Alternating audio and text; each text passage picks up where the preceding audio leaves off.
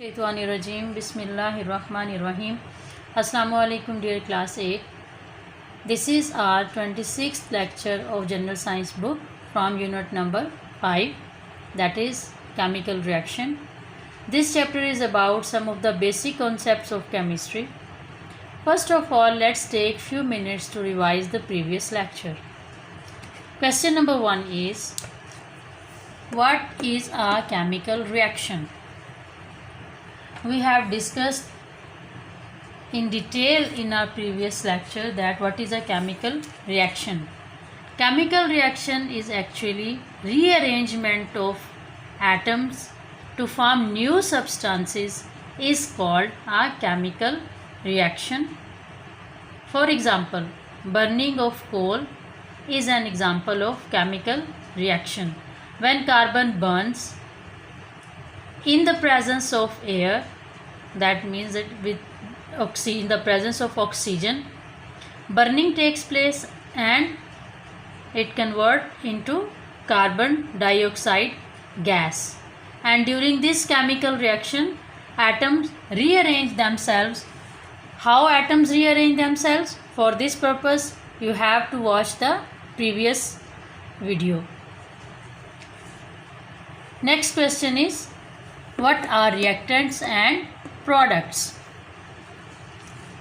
Substances which take part in chemical reaction are called reactants, and those which are formed as a result of reactions are called products. For example, that when carbon and oxygen react together, they are called reactants, and after burning, after chemical reaction, carbon dioxide is produced, that is the product. What is photosynthesis? Photosynthesis is a process during which plants prepare their food in the presence of sunlight with the help of chlorophyll. And we discussed this topic photosynthesis under the heading application of chemical reactions के chemical reactions की हमारी life में क्या application है, chemical reactions हमें अपनी life में कहाँ नज़र आते हैं. तो अगर हम अपने इर्द गिर्द नज़र दौड़ाएं तो हमें हर जगह पे मुख्तलिफ़ किस्म के केमिकल रिएक्शंस होते हुए नज़र आते हैं, इवन हमारी बॉडी में. जैसे फॉर एग्ज़ाम्पल रेस्पिरेशन का प्रोसेस है. अब रेस्पिरेशन के प्रोसेस में क्या होता है कि ग्लूकोज यानी कि जो फूड हम लेते हैं वो उस फूड के साथ जो ऑक्सीजन जो हम एयर इनहेल करते हैं, जब उनका आपस में केमिकल रिएक्शन होता है, they react to produce carbon dioxide gas, water plus energy, and that energy we use to perform our daily functions of life. Respiration is opposite of photosynthesis. The next is, what is fermentation? Fermentation क्या है? Fermentation is a process and it is a chemical change which is brought about by microorganism during the formation of baking products and also in the conversion of milk into yogurt. Such chemical changes or reactions are called fermentation reactions. Fermentation reactions कौन से हैं? वो chemical reactions जो कि micro organisms की help से complete होते हैं, उन केमिकल रिएक्शंस को हम फर्मेंटेशन कहते हैं. फॉर एग्ज़ाम्पल मिल्क जब योगर्ट में कन्वर्ट होता है, इसके साथ साथ जो बेकिंग प्रोडक्ट्स के जितने भी बेकिंग के प्रोडक्ट्स बनते हैं वो सब के सब फर्मेंटेशन के प्रोसेस के थ्रू बनाए जाते हैं. Next is, what is difference between an element and a compound? Element और कंपाउंड में क्या फ़र्क है?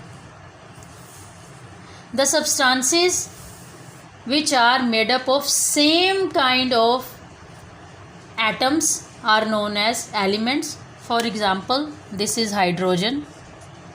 It is made up of H and H. These are the same kind of elements. So we can say that H2 hydrogen is an element. But what is a compound? Compound is a substance which is made up of two or different atoms. When two or different atoms combine together they form compounds. For example, हमने पहले example में पढ़ा कि H2 जो है वो element है. अब यहाँ पे सेम एटम्स हैं HH, लेकिन अगर इसी H के साथ ऑक्सीजन मिल जाएगा तो ये दो different kinds of atoms combine हो जाएंगे. जब दो different kinds of atom combine होंगे तो H2O को अब हम एलिमेंट नहीं कहेंगे बल्कि हम इसको कंपाउंड कहेंगे. Similarly carbon dioxide gas, it is also a compound, क्योंकि ये भी दो डिफरेंट काइंड्स ऑफ एटम से मिलकर बनता है. आई होप कि आपको ये डेफिनेशंस एक दफ़ा आपकी रिवाइज़ होगी, आपके माइंड में पिछला लेक्चर जो है वो थोड़ा सा रिफ़्रेश हो गया. तो इसलिए अब हम जो हमारा आज का टॉपिक है जो हम डिस्कस करेंगे, हम अपना आज का टॉपिक स्टार्ट करते हैं. What is a chemical equation? Representation of a chemical reaction in terms of symbols, formula and signs is called chemical equation. जब हम केमिकल रिएक्शन को लिखते हैं तो अब जैसे यहाँ पर ये S जो है ये किसका सिंबल है? ये है सल्फ़र का. O किसका सिंबल है? ऑक्सीजन का सिंबल है. इसी तरह से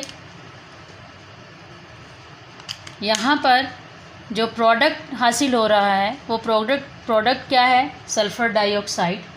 तो अब जब हम इसको केमिकल रिएक्शन में शो करेंगे तो हम इसको किससे शो करें? सिंबल से.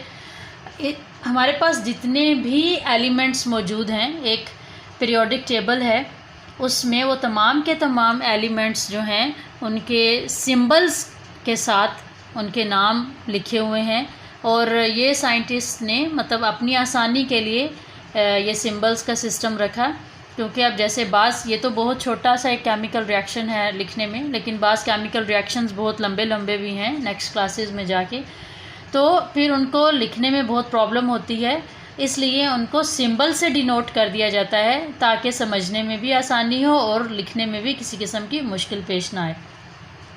जब इस केमिकल इक्वेशन को लिखा जाता है, जैसे मैंने आपको लास्ट लेक्चर में भी बताया था कि जो रिएक्टेंट्स हैं उनको हमेशा लेफ़्ट साइड पे लिखा जाता है और जो प्रोडक्ट है उसको हमेशा राइट साइड पे लिखा जाता है. उसके साथ एक एरो का साइन से इसको रिप्रेजेंट किया जाता है. ये एरो का साइन शो करता है कि reactants when chemically combined together they are changing into this product. और इस एरो का जो एरो का जो साइन है उसकी जो ये पॉइंटिंग करता है, किसकी तरफ पॉइंट करता है? प्रोडक्ट की तरफ. It pointing towards product. तो ये हमेशा प्रोडक्ट की तरफ पॉइंट करता है ताकि पता चले कि ये रिएक्टेंट्स हैं और ये रिएक्टेंट्स कन्वर्ट हो रहे हैं इस प्रोडक्ट में. फिर इसके साथ जब एक केमिकल इक्वेशन को लिखा जाता है तो उसके लिए उसकी जो स्टेट ऑफ मैटर है वो लाजमी लिखा जाता है. जैसे सल्फ़र है तो यहाँ पे S लिखा हुआ है, तो इसका मतलब क्या हुआ कि सल्फ़र जो है वो सॉलिड स्टेट में रिएक्ट करेगी.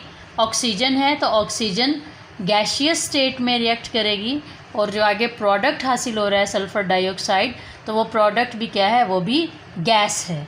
ठीक है, तो उनकी जो स्टेट है कि वो किस फॉर्म में है, आया जो केमिकली कंबाइन हो रहे हैं एलिमेंट्स आपस में, वो क्या हैं? सॉलिड हैं, लिक्विड हैं या गैस हैं. तो उनका जो स्टेट है, स्टेट ऑफ मैटर, उसको लिखना साथ में केमिकल इक्वेशन जब हम लिखते हैं तो उसका लिखना ज़रूरी है. Let's have a look on another example. This is zinc and it is reacting in its solid state. It is reacting with sulfuric acid H2SO4 and that is aqueous. In aqueous state means in liquid form. So physical state of zinc is solid and physical state of H2SO4 is liquid, or you can say aqueous. When they are reacting together, they are combined to form zinc sulfate, that is also in aqueous form, plus hydrogen, that is in gaseous form, that is a gas. So this is another example to show that how chemical equation can be shown by the help of formula and by the help of symbols. Zn is a symbol of zinc and H2SO4 is a formula of sulfuric acid. तो जैसे हमने इसकी definition में पढ़ा था कि chemical reaction को represent किया जा सकता है सिंबल से, फार्मूला से या साइन कौन से होते हैं इसमें, जैसे ये एक एरो का साइन है। इसी तरह से अगर हाइड्रोजन गैस है तो बाज़ दफ़ा केमिकल रिएक्शंस में एक एरो साथ में छोटा सा शो कर देते हैं इस तरह से, अगर वो इन केस कि अगर वो गैस जो है वो एटमॉस्फेयर में एस्केप कर रही है तो उसके लिए भी एक ये एरो यूज़ किया जाता है। तो इस तरह से डिफरेंट साइंस और सिंबल्स और फार्मूला की मदद से केमिकल रिएक्शन को रिप्रेजेंट किया जाता है। So this is the way to represent a chemical reaction. Students, I want you all to open your books on page number 77 and question number is 5.8। How do following reactants react together. कि अगर ये reactants हैं जैसे iron plus hydrochloric acid, ये कैसे एक दूसरे के साथ रिएक्ट करेंगे। तो अब आपने यहाँ पे देखा कि आयरन को मतलब इसकी सिंबल नहीं लिखी हुई, जस्ट आयरन लिखा हुआ है और हाइड्रोक्लोरिक एसिड का भी फार्मूला शो नहीं किया हुआ, उसका नाम लिखा हुआ है कि हाइड्रोक्लोरिक एसिड। लेकिन अभी हमने अपने इसी जो डिस्कशन की है कि कैसे केमिकल इक्वेशन जो है उसको कैसे लिखा जाता है, तो हम अभी देखते हैं कि आयरन का सिंबल क्या है, आयरन को किस तरह से लिखा जाता है। तो आयरन का सिंबल है Fe यानी कि ferric, plus hydrochloric acid HCl। ये हो गए इस केमिकल इक्वेशन के रिएक्टेंट्स। ये हमने इसको शो कर दिया एरो के साथ। अब इसके जो प्रोडक्ट बनेगा वो प्रोडक्ट क्या होगा, इसका प्रोडक्ट होगा FeCl2 प्लस H2 एंड ये हाइड्रोजन गैस, और इसी तरह से ये FeCl2। तो इसको हमने यहाँ पे डिनोट कर दिया आयरन का सिंबल Fe से, हाइड्रोक्लोरिक एसिड का फार्मूला HCl से, और जो प्रोडक्ट हमारे पास बनेगा वो क्या है, फेरिक क्लोराइड यानी कि FeCl2 plus hydrogen gaseous form में है। फेरिक क्लोराइड जो है ये एक्वस फॉर्म में होगी। इस तरह से हम केमिकल इक्वेशन को नेमिंग की बजाय सिंबल्स की फॉर्म में या फार्मूला की फॉर्म में लिख सकते हैं। अब इस केमिकल रिएक्शन में एक चीज़ की कमी है, वो है कि इसको केमिकल इक्वेशन तब कंप्लीट होती है जब वो बैलेंस भी हो। अनबैलेंस्ड जो केमिकल इक्वेशन होती है वो एक्सेप्टेबल नहीं होती। लेकिन अभी यहाँ पर मैं इस केमिकल इक्वेशन को बैलेंस नहीं करूँगी क्योंकि हमने उस टॉपिक को अभी डिस्कस नहीं किया। जब हम उस टॉपिक को डिस्कस करेंगे तो इंशाल्लाह ताला हम देखेंगे कि हम केमिकल इक्वेशन को कैसे बैलेंस कर सकते हैं। अभी सिंपली मैंने आपको लिख के बताया कि नेम को किस तरह से सिंबल्स की फॉर्म में या फार्मूला, अगर फार्मूले का नेम लिखा हुआ है तो उस फार्मूला कैसे लिखा जाता है और फिर उसकी केमिकल इक्वेशन या केमिकल रिएक्शन जो है वो किस तरह से होता है। बैलेंस हम करेंगे इसको, लेकिन नेक्स्ट जब हम how to balance a chemical equation जब वो टॉपिक कर लेंगे तो उसके बाद मैं आपको बताऊंगी कि केमिकल इक्वेशन को बैलेंस किस तरीके से किया जाता है। नेक्स्ट केमिकल इक्वेशन है calcium oxide plus carbon dioxide. Calcium oxide का फार्मूला क्या है, CaO plus carbon dioxide gas. They are combining together to form calcium carbonate। इसी तरह से नेक्स्ट है कार्बन मोनोऑक्साइड प्लस ऑक्सीजन। तो कार्बन मोनोऑक्साइड को किस तरह से डिनोट किया जाता है, उसका फार्मूला क्या है, CO plus O2 oxygen, and they are combining together chemically to form carbon dioxide gas. Next, number 4 chemical reaction is reaction of methane with oxygen। Methane का केमिकल फार्मूला क्या है, CH4 plus O2 oxygen, and they are combining together to form carbon dioxide gas plus water plus heat। The last reaction on this page number 77 is reaction of carbon dioxide and water. अगर आप थोड़ा सा previous lecture को अपने mind में refresh करें तो आपको पता चलेगा कि ये केमिकल रिएक्शन कौन सा है। ये केमिकल रिएक्शन फोटोसिंथेसिस का है कि फोटोसिंथेसिस के रिएक्शन में कार्बन डाइऑक्साइड, ये कार्बन डाइऑक्साइड का फार्मूला प्लस वाटर, ये वाटर का formula, they are chemically combined together in the presence of sunlight with the help of chlorophyll. They make glucose plus oxygen that we use for our respiration. तो इसकी जो balancing है वो हम इंशाल्लाह ताला नेक्स्ट अपने लेक्चर में हम सीखेंगे कि केमिकल इक्वेशन को बैलेंस कैसे किया जाता है।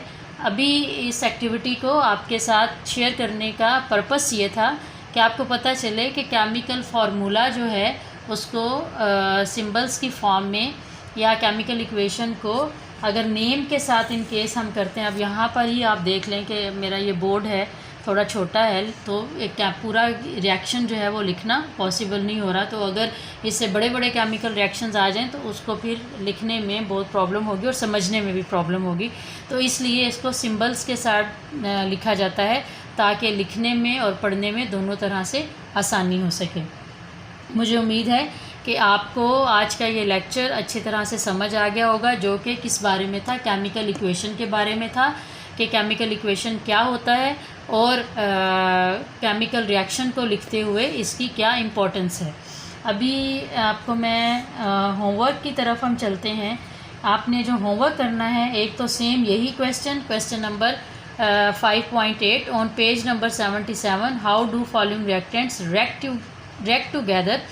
ये क्वेश्चन आप अपनी कॉपीज़ पे लिखेंगे और इसके साथ साथ जो है जो दूसरा नेक्स्ट क्वेश्चन आप करेंगे, रिवाइज द प्रीवियस डेफिनेशंस।